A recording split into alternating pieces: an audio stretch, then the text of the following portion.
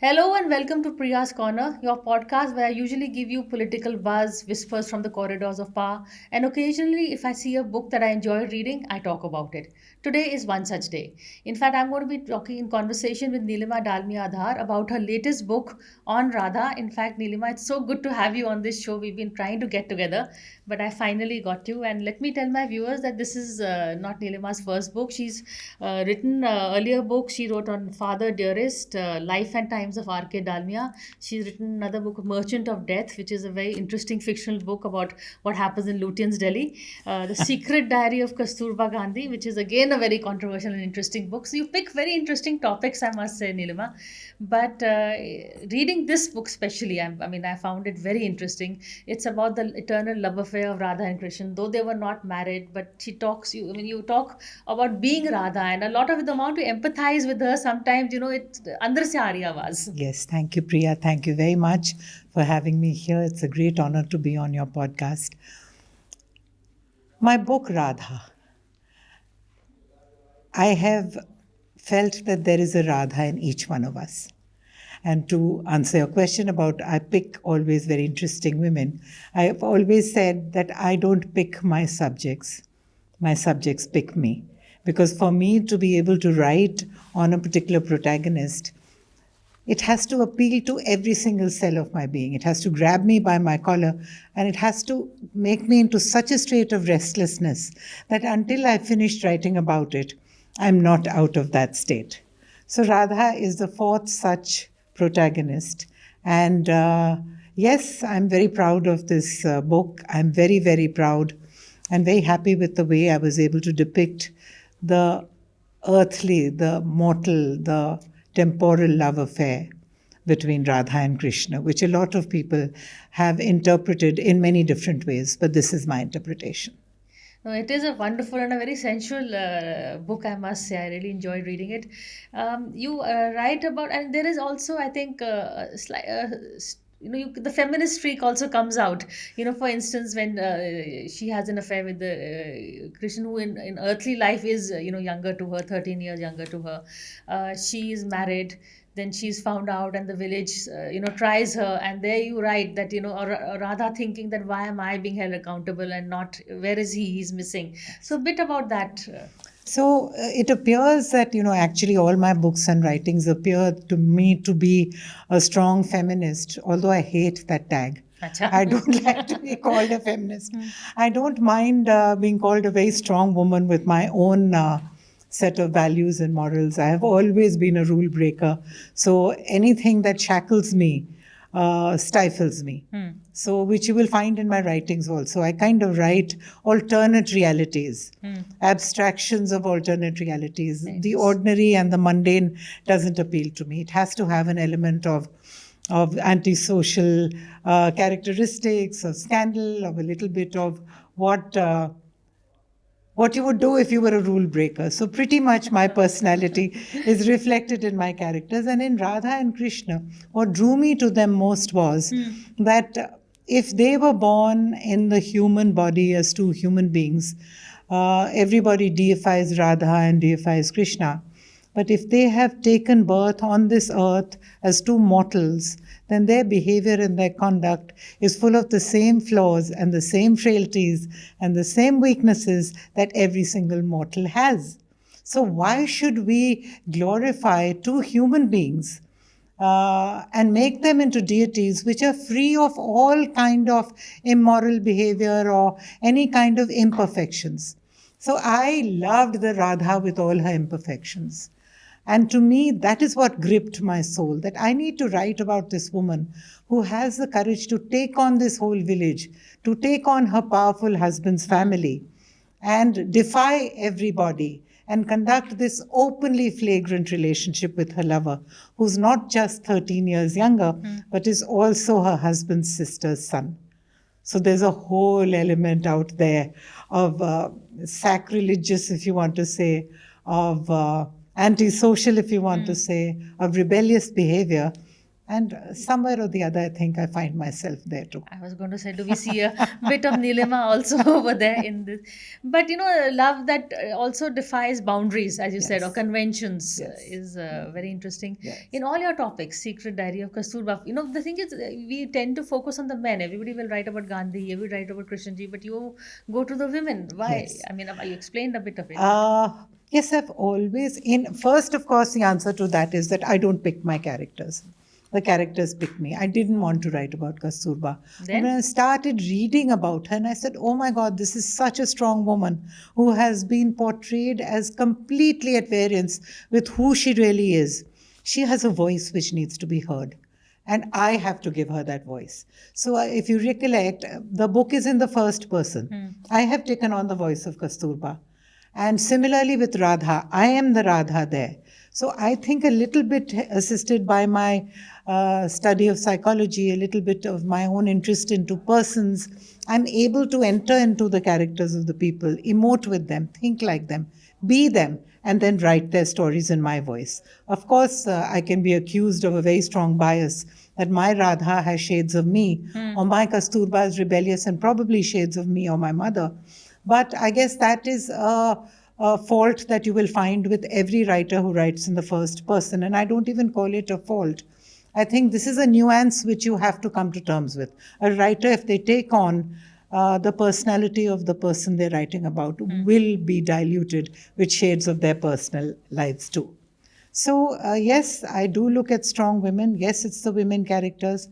Yes, I felt Radha's story, and in the book, Radha's story, I have not carried it forward into Krishna's life. Her stint, this book is only about that relationship between her and Krishna, from her birth to her death. Right. Similarly with Kasturba, it's from her birth to her death. Little bit I've carried it forward, where I wanted Kasturba to be a witness to the puerile sexual experiments that Gandhiji carried after she died. Well, he had started them before. But yes, I do confess that alternate sexuality or scandalous sexuality definitely titillates me. And definitely I like to examine it and get into it. What were the reasons? Is there a cause? Is there something condemnable? Can we talk about it? And yes, I've openly talked about it because I feel that why should I shy away from something which is a gift of God, your sexuality? And you humanize it, And humanize it, exactly. which is exactly. instead of just passing So judgments. if you go into the aspect of deifying a particular character, then there's Immaculate Conception. Kunti had 5 children with no male contact. I mean, I want to dismiss that. All of them, if you want to treat them that they were mortal women, Well, then they of had course they desires. will have children through the womb, through the normal sexual act, which people want to shy away from, which the bhakti movement people or the purists will not want to accept that. And that is what I wanted to demolish. There's also, you've also taken the stereotype out of the colorless woman. You've given her a life, a voice, the women, because as I said earlier, in all these stories, it's the male who's the protagonist. But it's interesting. Now we are seeing a lot of books coming up, Kunti's story or Draupadi's story, which is, From the other side of the space. There's one more reason for that, I feel. That I don't know, I've never tried it, I don't know if I would be able to as successfully and as fulfillingly portray a male character if I were to get into that voice. interesting. Okay. So I don't know if I'd be able to do that because in my head, I'm proud of the woman I am. And I feel, and a psychic once told me that you were a woman in your last birth. I can't imagine ever having been anything else but a woman and the woman who I am. So it is my voice. These are small extensions of probably unlived fantasies that when I portray my women, somewhere or the other they titillate some, unawakened, dormant parts of my mind and my life, and they come out. And that is why I think I'm able to bring them out so vividly, because somewhere or the other I am playing those parts. It's not those women. But tell us a bit about yourself. I've of course come in contact with you as your role as a convener of the Delhi chapter of Prabha Khaitan Foundation, the national convener. Yeah. But so books and culture and arts is something that you've. Just a bit. So my name tag, and I say this in every podcast that I meet, is that I am a product of polygamy. I am the fourth child of the sixth wife of my father, who had 18 children. And I grew up in a dysfunctional Marwari home. My mother was the youngest wife. We were seven siblings with a father in absentia. So I don't know if I can call it life was a struggle or not, because it's a blur now. But I do remember that my mother was depressive, there was always stress, and there was always, it was not a home conducive to happy childhood.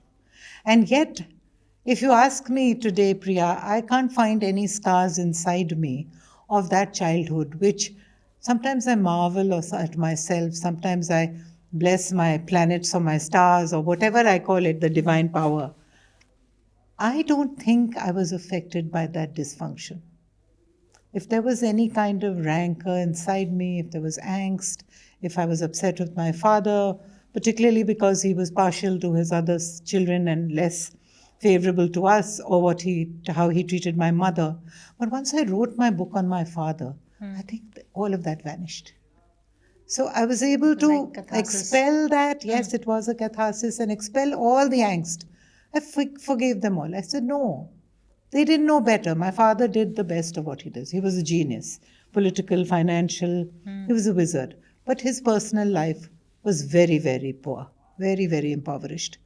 And I did understand that people who are what we call Mahapurush, they're personal, all of them that I have thought about or read about have very, very impoverished personal lives. Whether it was Gandhi, or whether it was my father, or whether it was Nehru, or you take our own political leaders, you go to even Steve Jobs.